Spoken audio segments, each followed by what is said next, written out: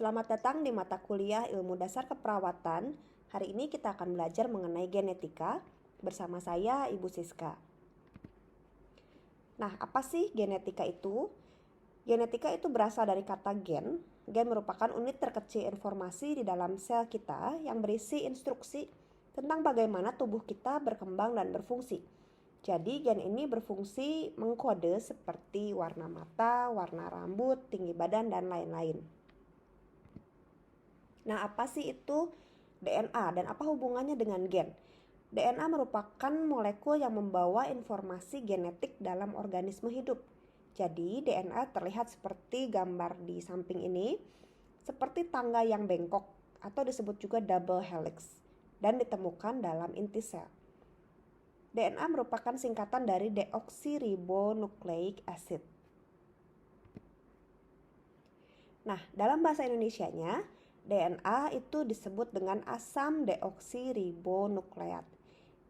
DNA ini merupakan molekul yang panjang atau polimer yang terdiri dari monomer yang disebut dengan nukleotida. Nah, deoksiribonucleic acid ini terbagi menjadi dua hal. Jadi ada gula yang gula ini merupakan gula deoksiribosa. Dan juga ada makromolekul yang disebut dengan nucleic acidnya yang menyimpan bahan-bahan genetika. Nah, untuk ikatan kimianya sendiri Anda bisa lihat seperti gambar yang di bawah. Jadi si gula deoksiribosa ini mengikat basa dan fosfat sehingga menjadi susunan DNA. Nah, juga Anda dapat melihat bedanya monomer dan polimer. Kalau monomer itu hanya molekul yang kecil, tapi polimer adalah molekul yang panjang yang terdiri dari monomer-monomer yang tersusun dengan pola yang rapi dan diulang berkali-kali. Nah, DNA ini merupakan polimer. Struktur unik DNA yang menjadikan dia menjadi molekul herediter atau pewaris sifat yang berguna untuk menyimpan instruksi dengan tujuan mengarahkan aktivitas selnya. Jadi di mana ya terdapat gen? Apakah Anda sudah bisa menebak? Ya, benar. Jadi si gen ini merupakan segmen DNA yang terletak pada struktur yang disebut dengan kromosom. Jadi kromosom itu panjang, strukturnya seperti benang yang terdiri dari DNA dan protein. Jadi si kromosom ini membawa banyak sekali gen dan ditemukan dalam inti sel. Masih ingat inti sel disebut apa dalam bahasa Latinnya? Nah, ini adalah tugas dan cara kerja gen. Jadi tugas gen ini adalah mengatur berbagai jenis karakter atau sifat dari makhluk hidup. Jadi bisa karakter fisik yang merupakan yang bisa kita lihat, morfologi dan anatominya, atau juga karakter fisik psikis maksudnya, merupakan sifat dari makhluk hidup tersebut. Misalnya pada manusia, sifat pemalu, pemarah, penakut, pemberani, dan lain sebagainya. Nah, secara kerja gen ini akan kita lebih detailkan nanti. Tapi intinya adalah dia mengatur berbagai karakter melalui sintesis protein yang melibatkan enzim dan hormon. Di sini kita belajar mengenai sifat-sifat gen dan fungsi gen. Silahkan Anda membaca sejenak slide berikut ini.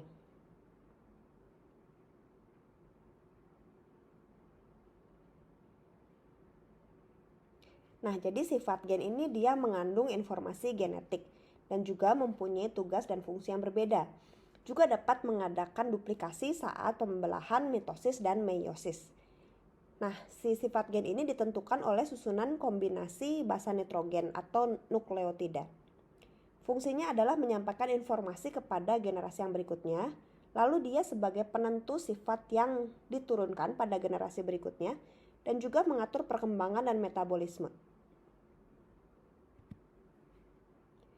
Semua kode genetik ini terdiri dari kombinasi 4 unit kimia yang disebut nukleotida atau basa nitrogen tersebut.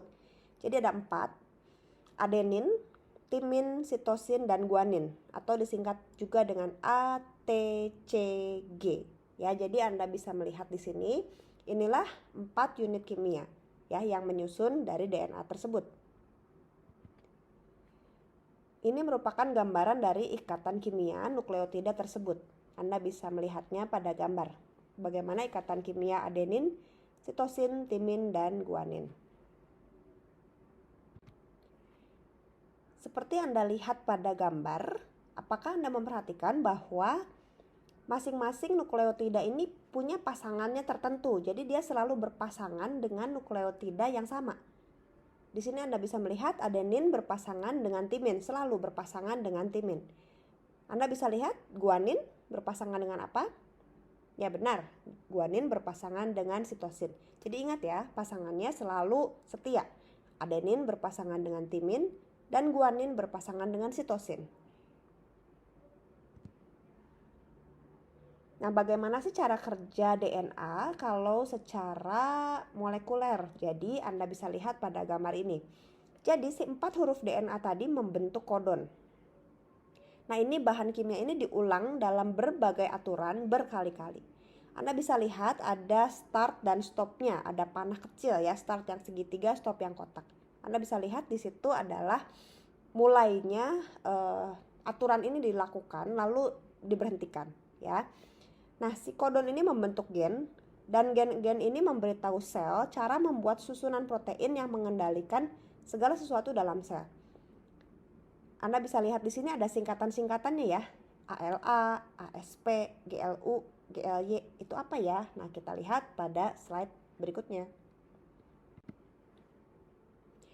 Jadi, teman-teman, seperti yang Anda sudah lihat, si kodon tadi adalah membentuk berbagai susunan yang jelas. Itu namanya asam amino. Asam amino adalah merupakan protein. Jadi asam amino ini ada banyak sekali dalam dunia ini, di bumi ini banyak sekali. Jadi bisa dari makanan, dari makanan yang kita makan ya. Nah, tubuh kita hanya bisa memproduksi 20 asam amino esensial ya. Ini yang dibentuk oleh kode-kode DNA tadi.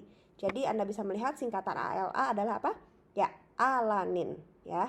Lalu glisin, isoleusin, leusin, prolin, valin dan lain sebagainya. Anda bisa lihat di sini ada 20 asam amino esensial.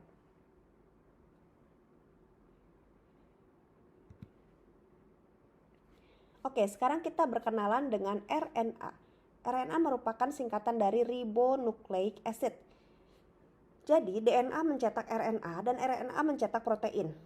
Informasi yang berada dalam DNA akan dipindahkan ke RNA dan si informasi tersebut akan digunakan untuk sintesis protein. Nah, struktur DNA dan RNA ini berbeda. Jika RNA adalah rantai tunggal, maka DNA merupakan rantai double helix atau yang seperti sebelumnya kita sudah pelajari. Nah, si RNA ini juga terdiri dari gula, tapi gulanya dia pentosa yang berupa ribosa. Sedangkan DNA apa tadi? Ya benar ya, deoksiribosa. Nah, di gambar ini Anda bisa melihat ya, kalau DNA merupakan double helix. Nah, kalau RNA merupakan single helix ya, jadi hanya satu rantainya. Jadi si RNA dan DNA memiliki juga basa nitrogen asam atau asam nukleat ya. Jadi yang sama adalah adenin, guanin, dan sitosin. Bedanya Anda perhatikan. Pada DNA, adenin berpasangan dengan timin. Namun di RNA, adenin berpasangan dengan urasil.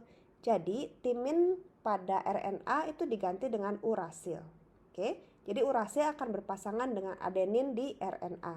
Namun di DNA, adenin akan berpasangan dengan timin.